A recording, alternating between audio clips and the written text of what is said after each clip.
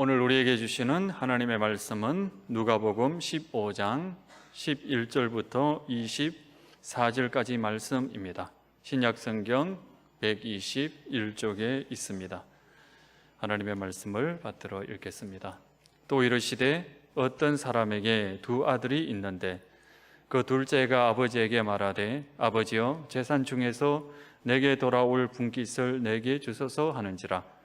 아버지가 그 살림을 각각 나눠 주었더니 그 후 며칠이 안 되어 둘째 아들이 재물을 다 모아가지고 먼 나라에 가 거기서 호랑방탕하여 그 재산을 낭비하더니 다 없앤 후 그 나라에 크게 흉년이 들어 그가 비로소 궁핍한지라. 가서 그 나라 백성 중 한 사람에게 붙여 사니 그가 그를 들로 보내어 돼지를 치게 하였는데 그가 돼지 먹는 지음 열매로 배를 채우고자 하되 주는 자가 없는지라. 이에 스스로 돌이켜 이르되 내 아버지에게는 양식이 풍족한 품꾼이 얼마나 많은가. 나는 여기서 주려 죽는구나. 내가 일어나 아버지께 가서 이르기를 아버지 내가 하늘과 아버지께 죄를 지었사오니 지금부터는 아버지의 아들이라 일컬음을 감당하지 못하겠나이다. 나를 품꾼의 하나로 보소서 하리라 하고 이에 일어나서 아버지께로 돌아가니라. 아직도 거리가 먼데 아버지가 그를 보고 측은히 여겨 달려가 목을 안고 입을 맞추니 아들이 이르되 아버지 내가 하늘과 아버지께 죄를 지었사오니 지금부터는 아버지의 아들이라 일컬음을 감당하지 못하겠나이다 하나. 아버지는 종들에게 이르되 제일 좋은 옷을 내어다가 입히고 손에 가락지를 끼우고 발에 신을 신기라. 그리고 살찐 송아지를 끌어다가 잡아라. 우리가 먹고 즐기자. 이 내 아들은 죽었다가 다시 살아났으며 내가 잃었다가 다시 얻었노라 하니 그들이 즐거워하더라. 아멘. 오늘은 성경 강림주일입니다. 성령께서 우리에게 오셔서 이렇게 마스크도 벗게 하시고 우리에게 오셔서 이렇게 함께 만날 수 있는, 여러분 앞에 지정석 이런 게 없어졌잖아요. 그죠? 너무 감사해요. 오늘 우리 할렐루야 찬양대 귀한 찬양 감사합니다. 우리 하나님께서 여러분의 찬양과 섬김을 귀하게 받으시고 우리의 귀점만 울리는 게 아니라 우리의 마음도 하나님께서 울려주셔서 그 찬양이 계속 여운이 남도록, 여운이 남는 거 중요한 겁니다. 기도드리겠습니다. 고마우신 하나님, 오늘도 저희들이 주의 말씀 앞에 엎드렸습니다. 이 말씀을 저희들에게 가르쳐 주시고 성령님이 그 말씀을 깨우치게 하여 주옵소서. 예수님의 이름으로 감사하며 기도하옵나이다. 아멘. 여러분들 왜 교회에 나오셨어요? 뜬금없는 질문 한번 던져봅시다. 오랜만에 나왔는데 왜 교회에 나왔냐 그러면 나를 어떻게 하자는 거냐. 그죠? 교회에 나오는 이유가 다 있죠. 오늘같이 비도 조금 내리고 불편하고 그동안에 유튜브로 이렇게 예배를 드렸는데 굳이 차를 움직여서 주차도 불편한데 여기까지 오려고 한다고 하는 게 쉬운 일이 아니죠. 그럼에도 불구하고 왜 논산에서, 연산에서, 어디 저 옥천에서, 그리고 세종에서 왜 오실까요? 우리 교회에 꿀을 발라놨을까요? 꿀이 있습니까, 여러분? 여러 가지 이유가 있습니다. 평안을 얻기 위하여. 평안의 요소 굉장히 중요하죠. 당면한 문제를 해결하기 위해서, 내 고통과 아픔과 질고를 고치기 위해서. 맞는 말이에요. 그리고 또 어떤 면에서는 내가 교회를 나가는 이유 가운데 하나는 내 죄에 대한 문제들을 해결하기 위한 거다. 이미 예수께서 십자가에서 우리를 위해서 죽으시고 부활하셔서 내 죄가 사하졌어요. 그러나 나는 여전히 현행범이에요. 여전히 내 마음으로 죄를 짓고 입으로 죄를 지어요. 난 여전히 현재형의 죄인입니다. 그런 문제들 해결하기 위해서 나옵니다. 다 맞는 말이에요. 그러나 오늘 우리가 익히 알고 있는 이 본문 속에 나타나는 교회에 나오는 이유, 집으로 돌아가는 이유, 그거는 다 그런 문제만은 있는 것은 아니라는 것을 우리에게 보여줍니다. 맨 먼저 이 둘째 아들이 왜 가출을 했죠? 그것도 아버지 유산을 다 싸가지고 왜 가출했습니까? 가출한 이유가 뭐예요? 돈이 주는 자유를 누리기 위해서. 머니톡스. 돈이 얘기한다. 내가 보니까 아버지 집에 있으면 너무 답답한 거예요. 진부하고. 아버지가 하는 일이 영 꼰대 짓이에요.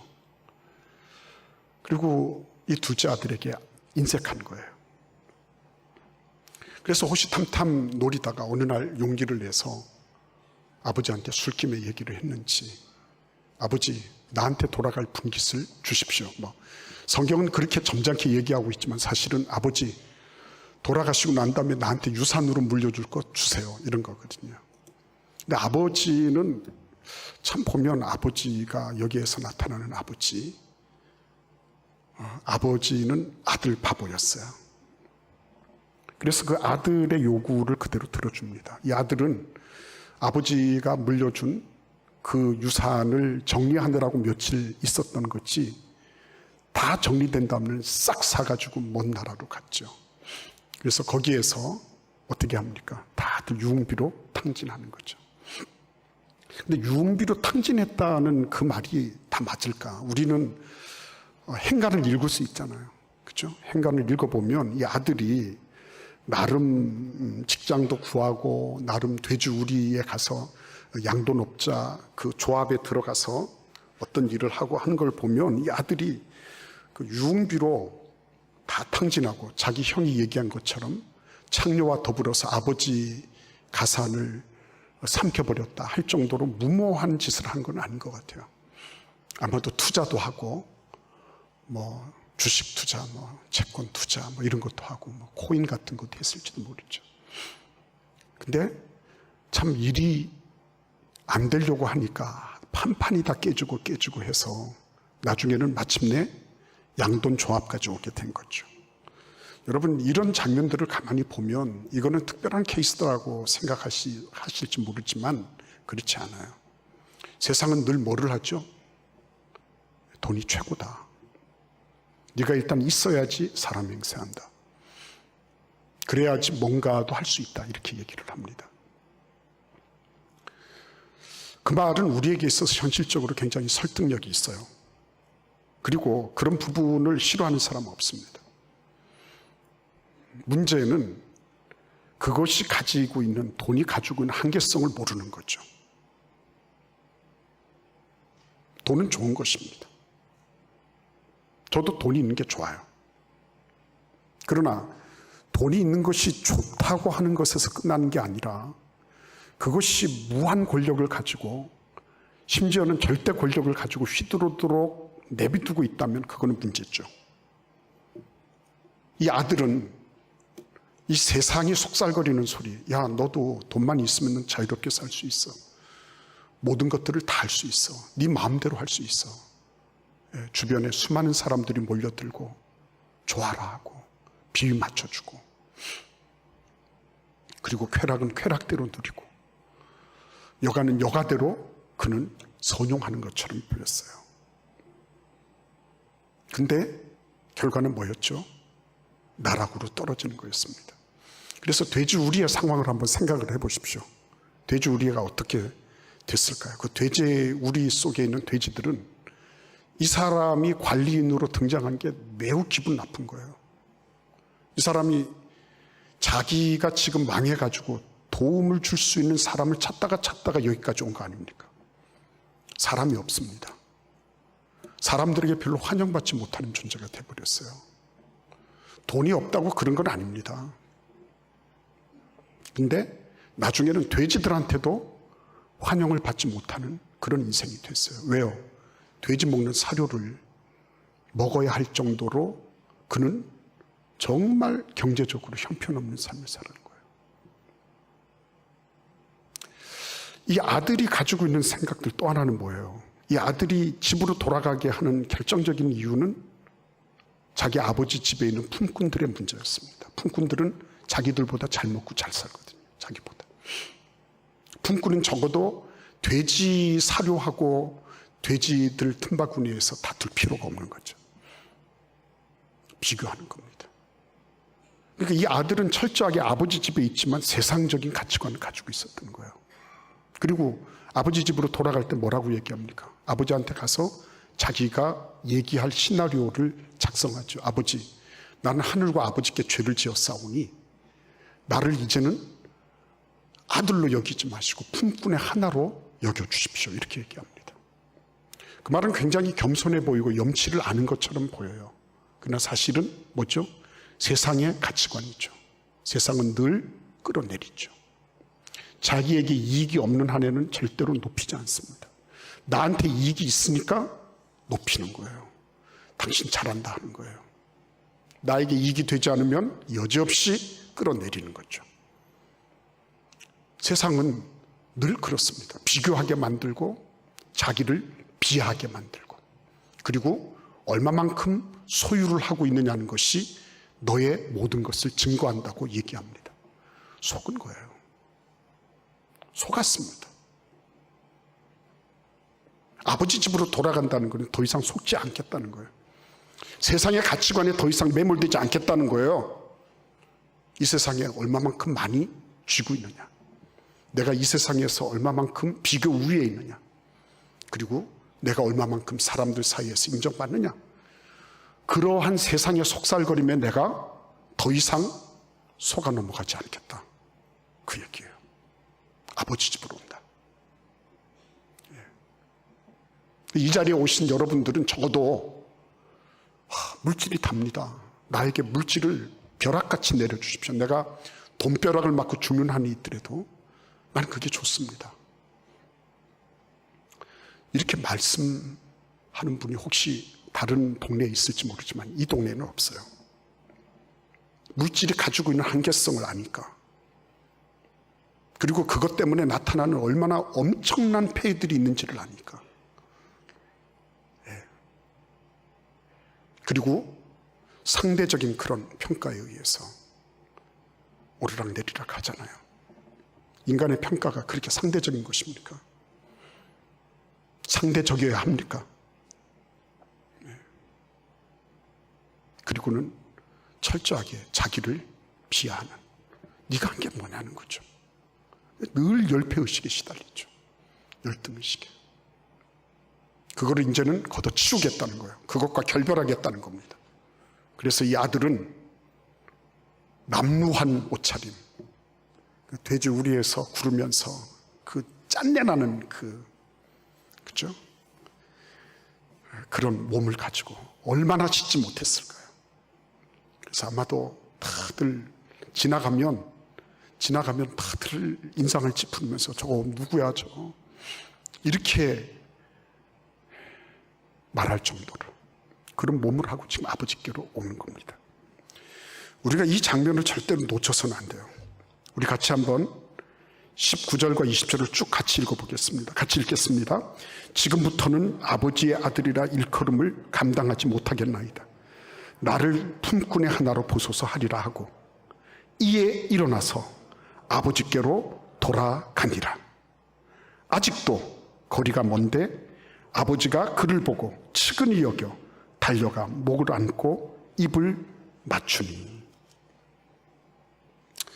아들은 열패의식에 찌들어 있습니다. 그의 세계관은 하나도 바뀐 게 없습니다. 아버지가 나한테 내 이놈 내 재산 물려놔라,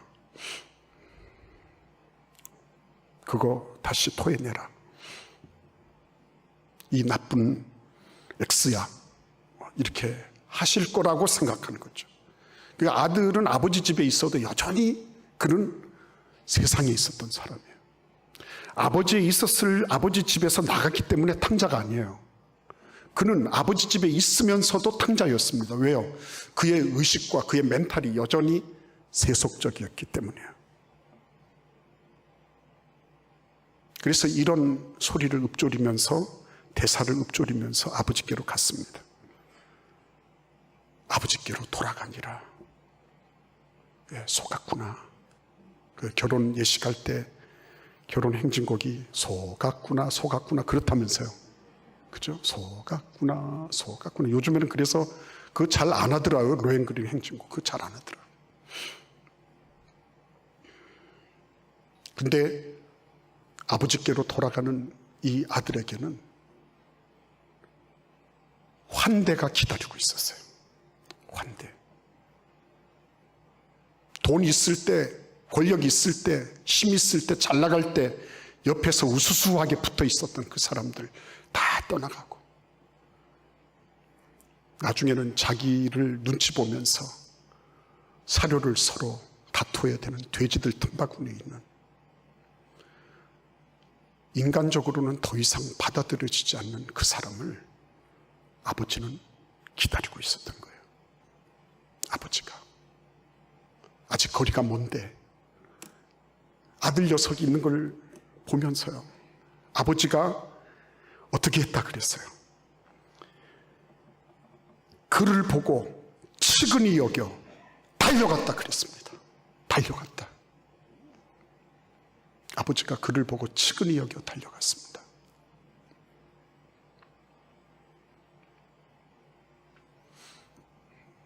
아버지에게 다리 근육, 하체 근육이 많이 남아 있었을까요?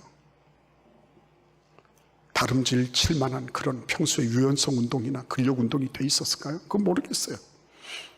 그러나 아버지는 당신이 하실 수 있는 그 가녀린 다리에서 나올 수 있는 전 속력으로, 최대 토크로 이 아들을 향하여 다름질 친 겁니다.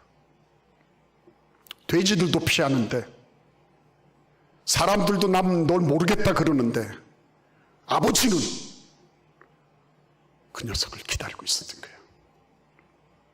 전 속력으로 달려가서. 그 다음에 뭐예요? 더 극적인 건 뭡니까? 목을 안고 입을 맞추니, 그 영어 표현에 through arms라는 게 있어요. through arms. 팔을 던졌다는 거예요. 팔을 던졌다. 아버지가 팔을 던졌어. 그죠? 그래가지고 이 아들 녀석을 껴안고, 그 다음에 어떻게 해요? 입을 맞추었다는 겁니다. 입을 맞추었다. 제가 지금 이렇게 웃고 있지만요, 팔을 던져서 안았을 때 그 냄새가 어땠을까요? 그 짠내. 얼마나 안 씻었는지. 짠내. 돼지우리에서 구르면서 그 떼우며 뭐며 가득한 그런 누더기 같은 그런 옷을 거친 그 녀석을 아버지가 팔을 던져서 안고, 그리고 입을 맞추는 거예요. 칫솔질을 했을까요? 양치질 했을까요, 여러분?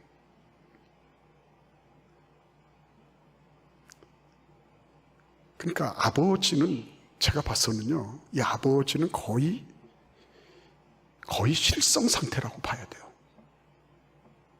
아버지가 아들을 환대하는 데 있어서, 이 아들은 여전히 세상적 가치를 가지고 있기 때문에 과거를 묻어가지고 묻혀서 왔어요. 아버지가 틀림없이 나의 예전의 과오를 질문하실 거다. 그러면 나는 아버지 아들 자격은 자체하고 품꾼의 하나로 그냥 받아달라고, 내가 한껏 낮추어서 살 길을 도모해야지, 이런 알량한 생각을 가지고 왔잖아요. 근데 아버지는 그 아들의 과거와 완전히 절연하십니다. 네가 과거에 무엇을 했는지, 네가 어떤 과오를 범했는지, 네가 어떤 실수를 했는지 묻지 않으세요. 그냥 가서 그냥 확 안으시는 거죠. 아버지 눈에는 눈물이 흘렀을 겁니다. 그런데 제가 가만히 이제 이 묵상하면서 느끼는 거예요. 여러분들이 그런 거 압니까? 요즘 아이들이 쓰는 말인데요, 광대승천각이라고 들어보셨어요? 광대승천각. 이 얼굴에 광대뼈가 승천할 정도로 올라간 거예요. 좋아가지고. 이 입꼬리가 뭐 귀에 걸렸다, 이거보다도 이 광대뼈가 승천할 정도니까 얼마나 행복한 겁니까? 이 아들 하나가 돌아오는데, 이 아들의 조건과 형편과 심지어 그에게서 나는 그 역겨운 냄새와 그가 지니고 있는 인간적인 조건들, 이런 것들을 다 무시하고 아버지는 팔을 던져서 그 아들 녀석을 안고 그 다음에 입을 맞추고, 그리고 그의 얼굴을 보니까 눈물은 흐르고 있는데 광대는 승천하고 있고, 이게 아버지 모습이죠. 그러니까 아버지 집으로 오는 분들은요, 이걸 기억할 필요가 있는 거예요. 아버지가 나를 그렇게 기뻐하시는구나. 광대승천각. 아버지, 내가 아버지 집에 왔어요. 광대승천각. 네, 광대승천각. 우리 하나님은 우리 한 사람 한 사람을 그렇게 기뻐하십니다. 아침마다 새롭게 우리를 자비롭게 여기시는 분이에요. 과거를 묻혀서 버무려서 그렇게 보지 않으세요. 현재적으로 가장 존귀한 사람, 가장 가치 있는 사람, 가장 그 아버지를 기쁘게 하는 사람으로 맞아주시는 거예요. 가정은 그런 곳 아닙니까? 그렇죠? 가정은 그런 곳 아니에요. 이전 것은 지나갔어요. 네가 지금 집으로 돌아온 것만 해도, 그것만 해도 큰 기쁨이다. 말할 수 없는 기쁨이다라고 말해주는 곳이 가정이에요. 아이들이 왜 가출해요? 남편이, 아내가 왜 가출합니까? 그게 안 되잖아요. 늘 과거하고 같이 묻어서, 너 옛날에 그랬잖아. 내가 내 죄를 알렸다. 날마다 그러잖아요. 그런데 예수님은 안 그러신 거죠. 하나님은 이전 것은 지나갔어요. 우리는 과거를 고칠 수 없어요. 보라, 새 것이 되었도다. 그게 성경적인 거예요. 목사님, 그러면 옛날에 하든지 계속 할 건데요. 참 걱정도 많으셔요. 그죠? 옛날에 하던 짓을 계속 할 수 있어요. 그러나 아버지는 절대로 아버지의 모습을 변하지 않으세요. 근데 그것뿐이 아니잖아요. 여러분, 21절을 같이 읽어보겠습니다. 같이 읽겠습니다.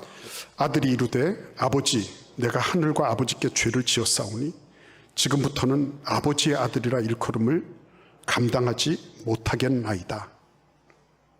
예, 잘도 읊었다. 그죠? 잘도. 예, 각본에 써놓은 대로 잘 했어요. 하나도 토시 하나 틀리지 않게 잘 얘기했습니다. 잘했죠, 그죠? 잘했어요. 이만하면 뭐 염치나 뭐 겸손이나 뭐 이런 게 다 요건이 갖춰져 있습니다. 근데 21절을 한번 22절을 같이 보십시오. 아버지는 이런 말에 대해서 어떻게 반응하셨나 하는 거예요. 22절 읽어보겠습니다. 아버지는 종들에게 이르되 제일 좋은 옷을 내어다가 입히고 손에 가락지를 끼우고 발에 신을 신기라. 예. 네? 아들이 아버지한테 얘기를 했는데 아버지는 종들에게 얘기를 하네요. 그죠? 종들에게 뭘 얘기합니까? 제일 좋은 옷을 내어다가 입히고 손에 가락지 끼우고 발에 신을 신겨라 이렇게 합니다. 다른 말로 말씀드리면 아들을 복권시키는 거예요. 아들을 회복시키는 겁니다. 좋은 옷을 입히려면 목욕도 시켜야 될 거 아닙니까? 가락지 끼우는 거는 그때 당시에 인장반지니까요. 그게 법적인 그런 증거 효력이 있는 거죠. 그리고 신발을 시킨다는 거는 하인들이나 노예들은 신을 신기지 않았어요. 그냥 아들이니까 그 회복됐다는 거죠. 다 회복시켰습니다. 근데 중요한 거는 회복시킬 때 어떻게 하셨어요? 아들이 21절에서 이렇게 저렇게 얘기를 했어요. 아버지께 죄를 지었사오니 뭐 어쩌고 그래서 나를 품꾼의 하나로 여겨주십시오 하는데 아버지는 그 말이 들리는지 안 들리는지 보청기를 껴야 했을까요? 아니에요. 아버지는 이 아들의 이런 말을 신청조차 하지 않았을 뿐만 아니라 요즘 젊은이들이 잘 쓰는 말, 개무시를 하신 거죠. 아버지 안중에 없다는 겁니다. 아버지 계획이 없다는 거예요. 아버지의 생각이나 그런 어떤 것에 전혀 1도 고려사항 없다는 것을 이렇게 표현하신 거예요. 네가 그렇게 얘기를 해도 아니다. 네가 너를 그렇게 스스로 비하를 하고 그리고 네 하나 살기 위해서 그렇게 나한테 바짝 엎드려서 이렇게 하지만 나는 그런 것에 대해서 털럭만큼도 생각한 적이 없다. 그래서 무시를 해버리신 거죠. 아들이 개무시 당했다고 기분 나빠하겠습니까? 절대 안 그렇죠. 왜? 아버지가 하는 일이 있으니까. 아버지가 회복시켰어요. 근데 회복될 때 어떻게 회복시키셨어요? 제일 좋은 옷을 내어다가 입히고 제일 좋은 옷. 그 다음에 손에 가락지를 끼우고 발에 신을 신기라. 여기에서 중요한 건 뭐죠? 제일 좋은 최상품이라는 것입니다. 최상품. 아들은 아버지에게 나는 지금 아버지로부터 홀대당하고 있습니다. 나는 아버지가 하시는 그런 일에 대해서 난 제대로 내가 대우받은 본 적이 없습니다. 이렇게 늘 피해의식을 가지고 있었어요. 근데 지금 아버지는 뭘 하시죠? 최상급을 내놔라. 최상급. 그거죠. 이사야라고 하는 선지자가 있었죠. 선지자가 나라가 망하게 됐어요. 나라가 다 흔들거립니다. 그때 이사야가 하나님의 집으로 들어갔습니다. 성전으로 들어갔어요. 근데 그곳에서 이상을 봤습니다. 어떤 이상이죠? 하늘의 문이 열리고 하늘나라 보좌 위에 하나님이 계시고 그리고 스랍들이 세라핌 그 천사들이 날개 6개를 가지고 하나는 2개는 눈을 가리고 2개는 가슴으로 2개는 발을 가리고 감히 하나님 앞에 이런 것들을 노출할 수도 없을 정도로 엄위하시고 경외로우신 하나님이셨던 거예요. 천사들이 그리고 온 성전에 연기가 피어나고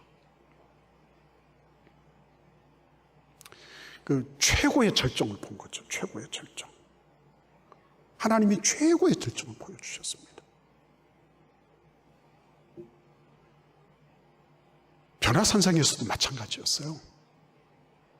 변화산에 다 같이 올라갔는데 예수님께서 베드로, 야고보, 요한 같이 데리고 올라가셨어요. 그런데 갑자기 예수님의 옷이 하얗게 변하고 그리고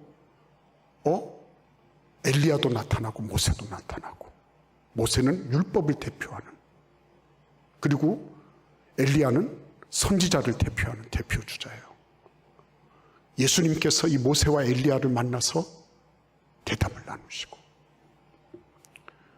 그 황홀경이라는 게 이게 이루 말할 수 없었던 거죠. 그러니까 예수님 따라가고 아버지의 집으로 들어가면요 뭐를 배우게 되는 거예요? 최상의 것을 배우게 되는 겁니다. 최상의 것을. 교육 잘 받았다 이게 뭐 대단한 무엇을 얘기하는 게 아니에요.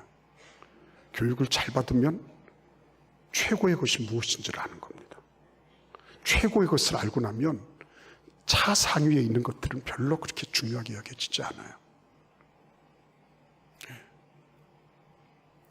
요한복음 2장에 포도주 얘기 나오잖아요.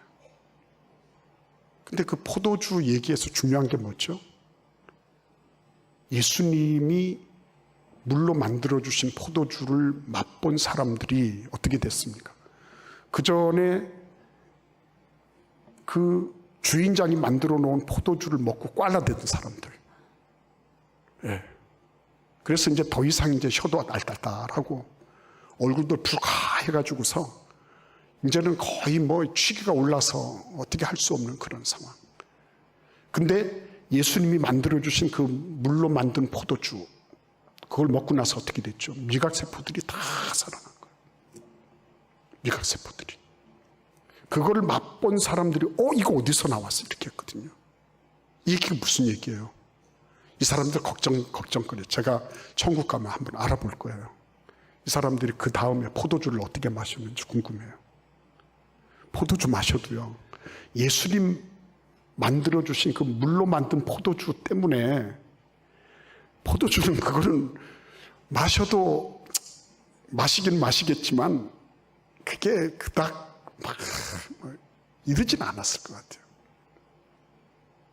진짜를 맛보면요, 진짜 비슷한 것이나 진짜 아닌 것들은 별로 그렇게 가치 있어 보이지 않아요. 왜 죄를 짓습니까? 죄를 짓는 이유는 그 사람이 윤리 도덕적으로 뭐가 잘못돼서 죄를 짓는 게 아니에요. 드높은 이상, 진짜를 모르고 최고가 뭔지를 모르니까 엉뚱한 데다 시간을 허비하는 거예요.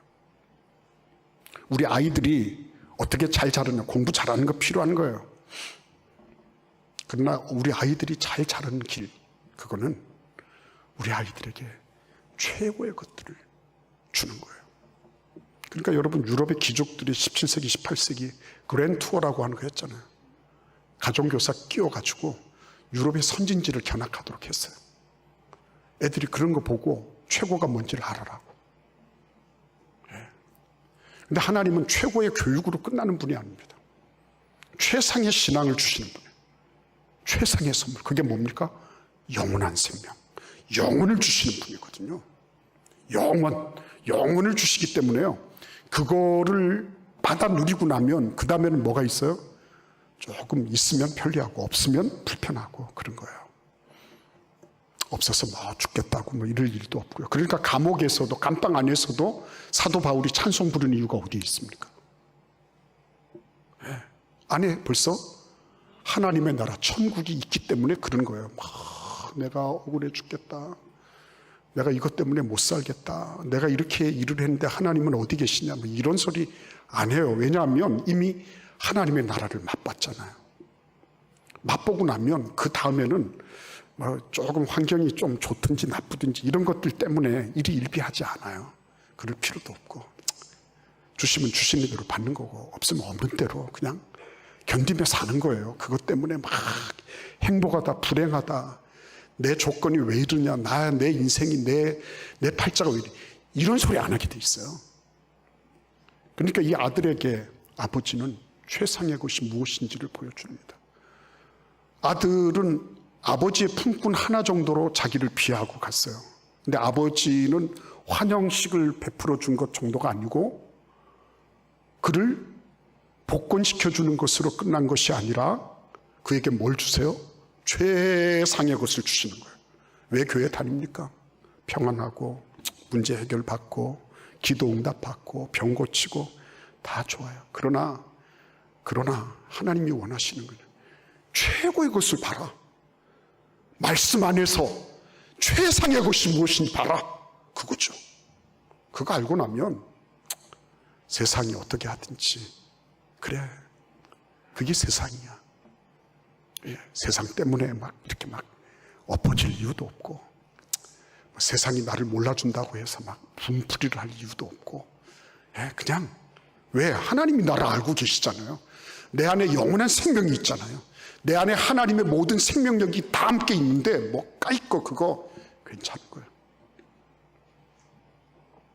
그래서 저는 이 둘째 아들이, 물론 이런저런 일이 있지만요, 이사야가 성전에서 이상을 보고 비전을 보고 그 다음에 뭐라 그러세요? 우리가 누구를 보낼고 그러시잖아요, 하나님께서. 그때 이사야가 제가 가겠습니다 하잖아요. 그죠? 변화산상에서 그렇게 멋있는 그런 세팅, 최고의 장면이 막 펼쳐졌어요. 그런데 예수님은 산으로 내려가자. 산으로 내려가니까 간질병 들린 아이, 못 고치는 제자들, 그거 가지고 시비 거는 바리새인들 다 모여있죠. 그죠? 무슨 얘기를 하는 겁니까? 너희들이 최상의 것을 가졌으면 가장 밑바닥으로 가서 그걸 가지지 못한 사람들에게 나눠주라 하는 거죠. 우리에게 영원한 생명이 있어요. 예수의 생명이 있습니다. 예수께 기도하면 예수께서 들으시고 응답하세요. 예수님은 우리를 빛으로 소금으로 삼으시고 세상을 향하여 파송하십니다. 어두운 데 있는 사람들, 이 맛대가리 없는 이 세상을 향해서 맛을 주라고 보내시는 거죠. 그래서 우리는 거기에 응답하는 겁니다. 틀림없이 그걸 하려고 하면 최상의 것이 있어야 돼요. 최고의 것이 있어야 돼요. 그냥 남들 하니까가 아니라 뭐 이런 거 봉사하면 좋지가 아니라 아 그래 나에게 있는 것이 무엇이다는 거 아는 거죠. 예수님께서 나에게 주신 영원한 생명이 있고 하늘나라의 기업이 있고 나는 언제 죽어도 하나님 나라에 내가 거할 처소가 있고 제비도 보금자리 있고 참새도 제 자리가 있는 하나님의 집에 내 자리가 왜 없냐는 거죠. 그래서 그곳에 가는 거죠. 가서 그들의 발을 닦아주는 거죠. 오늘 성령님께서 우리에게 오셔서 우리를 보내십니다. 여러분들과 저의 삶 속에 당신 왜 교회 다녀? 나 안 속아 이제는. 나에게는 이미 최상의 것이 있어. 나 그 이상을 향해서 나는 가는 거야. 나 좀 따라와 볼래? 좋을 거다. 와봐. 그렇죠?